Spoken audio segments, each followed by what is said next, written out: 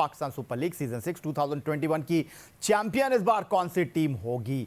मुकाबला जारी है और टूर्नामेंट आहिस्ता आहिस्ता न सिर्फ आगे बढ़ रहा है बल्कि टूर्नामेंट का अगला मरहला जिसमें मुकाबला ट्रॉफी के लिए 4 टीमों के दरमियान होना है वो आहिस्ता आहिस्ता सिमटता जा रहा है।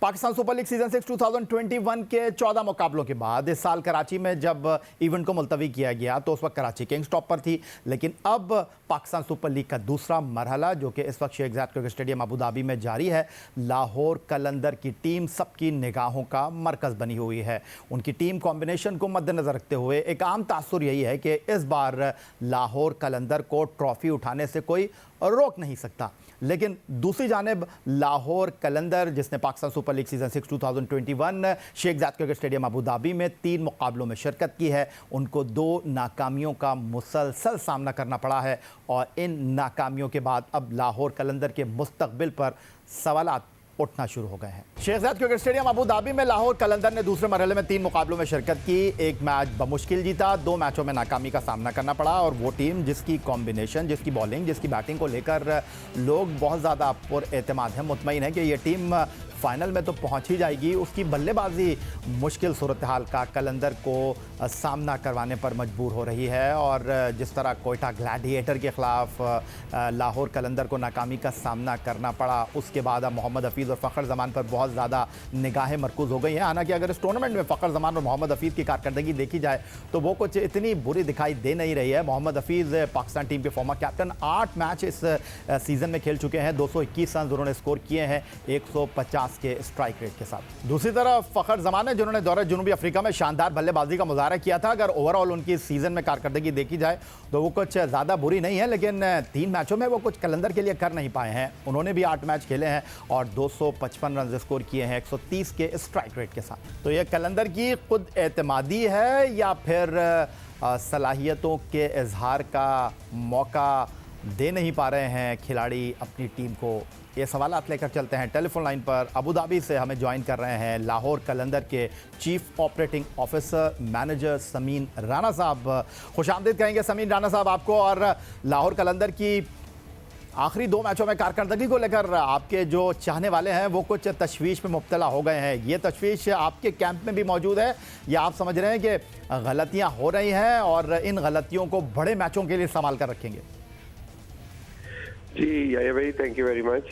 देखें, ऑब्वियसली जो लास्ट 2 मैच हम खेले हैं उसमें बैटिंग लाइन जो थी वो इतना अच्छा परफॉर्म नहीं कर सकी जिसकी उससे उम्मीद थी, लेकिन क्रिकेट में ये चीज़ होती है और ये हमारे जो प्लेयर्स हैं ये सारे माशाल्लाह एक्सपीरियंस प्लेयर हैं और इन्होंने इन मुश्किल हालात में कमबैक्स भी किए हैं। तो हमें बिल्कुल उम्मीद है कि ये जो 2 मैचेस में बैटिंग फेलियर हुआ है इसको बैट्समैन जो हैं वो इससे ना सिर्फ सीखेंगे बल्कि आने वाले मैचों में जो कि बहुत क्रूशल मैचेस हैं अपनी गलतियों को बिल्कुल ठीक करके और टीम के लिए परफॉर्म करेंगे। समीन राना साहब, नंबर 3 आपके लिए एक बड़ा प्रॉब्लम नज़र आ रहा है यहाँ पर। अगर हम देखें तो आपने मोहम्मद फैज़ान को ट्राई किया है इस नंबर के ऊपर, आपके उभरते हुए प्लेयर हैं। फिर उसके बाद अगर हम बात करते हैं तो ज़ीशान अशरफ को आपने मौका दिया, वो भी कुछ यहाँ कर नहीं पाए हैं। लेकिन अब आपके स्क्वाड में सलमान अली आगा मौजूद हैं जो कि गेंद भी डालने की अहलियत रखते हैं, वाई नॉट, आप उनकी तरफ क्यों नहीं देख रहे? लोग ये जहन में सवाल कर रहे हैं।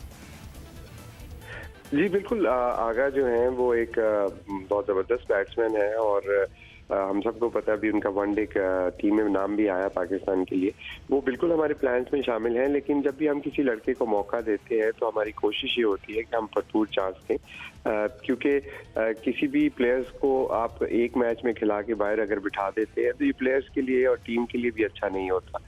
तो पूरा चांस हमने फैज़ान को भी दिया, अनफॉर्चुनेटली वो परफॉर्म नहीं कर सके और ज़ीशान को भी चांसेस मिले हैं और आगा डेफिनेटली हमारी एक ऑप्शन है जो कि मेरा ख्याल में मिडिल ऑर्डर में या वरना उनकी पोजीशन पे वो स्टेबिलिटी प्रोवाइड कर सकते हैं जो कि हमें इस वक्त मिसिंग है। आपके कप्तान सोहेल अख्तर थोड़े से ऑफ कलर हमें नज़र आ रहे हैं और इस टूर्नामेंट में वो कुछ कर नहीं पाए हैं।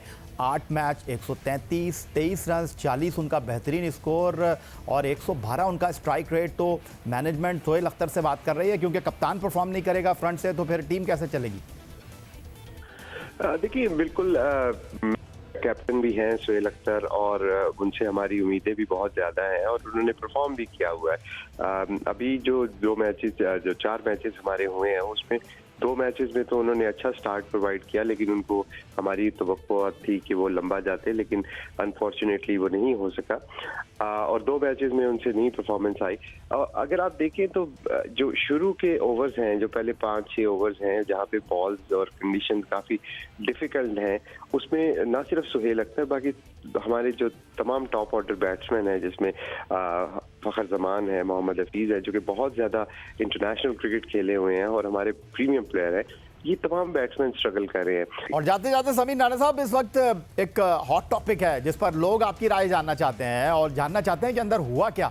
और आपको याद होगा कल जो मैच आपकी टीम ग्लैडिएटर के साथ खेल रही थी, सरफराज अहमद और शाहीन शाह अफरीदी आमने सामने आए और कुछ वर्ड भी एक्सचेंज हुए और फिर खबर ये आई कि मैच रेफरी ने आपको बुलाया है और वहाँ शाहीन शाह अफरीदी ने माफ़ी मांगने से इनकार कर दिया। अंदर की कहानी है क्या? जी बिल्कुल, ये आप सबने देखा कि वो जो मैच में सिचुएशन हुई, मेरा ख्याल में क्रिकेट में ऐसी चीज़ें हो जाती हैं हीट ऑफ द मोमेंट में। वो उन्होंने बाउंसर किया था जो कि एक लेजिटिमेट डिलीवरी है। अगर तो उनकी डिलीवरी में कोई प्रॉब्लम होती तो ऑब्वियसली अंपायर उसको नो बॉल कर देते, या अगर कोई बीमर वगैरह टाइप चीज़ होती तो प्लेयर्स को डेफिनेटली अपोलोजाइज करना चाहिए। लेकिन अगर आप एक लीगल डिलीवरी करते हैं, फॉर एग्जांपल अगर ये बाउंसर ना होता, यॉर्कर होता, तो यॉर्कर पे आप सॉरी थोड़ी करते हैं। और ये तो बॉलर का राइट है कि वो जो उसकी लीगल डिलीवरीज हैं वो उसको ज़रूर करे। तो मैं नहीं समझता कि इस बात पे हमें ये सोचना चाहिए कि ये किसी के लिए तज़हीक है या बैट्समैन बॉलर अपना काम कर रहे हैं, बैट्समैन अपना। अगर बैट्समैन किसी को छिक्का मारते हैं तो वो सॉरी थोड़ी बोलते हैं बॉलर को। तो इसलिए मेरे ख्याल में तो ये कोई इशू ही नहीं है और ना ही इसको इशू बनाना चाहिए। बॉलर ने एक लीगल बॉल की जो कि अंपायर ने अलाउ की और उसके बाद जो उनके बॉल अगर अनफॉर्चुनेटली सर पे लग गया तो वो एक टेक्निक का प्रॉब्लम ज़रूर हो सकता है। इसमें किसी की इंटेंशन पे क्वेश्चन नहीं करने चाहिए। बहुत शुक्रिया आपका समीर राणा साहब, chief operating officer manager Lahore Qalandar Abu Dhabi से हमारे साथ मौजूद थे और कह रहे थे घबराने की कोई ज़रूरत नहीं है। लाहौर कलंदर की टीम ने गलतियां ज़रूर की हैं लेकिन पलट कर झपटने की अभी ऑप्शन मौजूद है और लाहौर कलंदर के चाहने वालों को ज़्यादा सोचने की ज़रूरत नहीं है। हफीज़, बैन डंक, फ़खर जमान, सुहेल अख्तर, शाहीन शाह अफरीदी, अब्दुल हारिस रऊफ़, ये तमाम खिलाड़ी ये सलाहियत रखते हैं कि लाहौर कलंदर की टीम को आगे लेकर जाएँ, ट्रॉफ़ी से करीब करें।